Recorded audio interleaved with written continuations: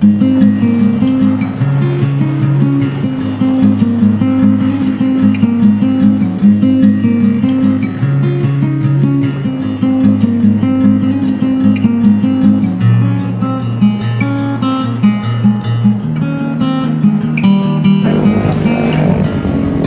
pangalan nila?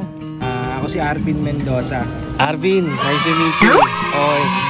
Sir, pagiging isang rider ng URNC, ano yung may papayo mo?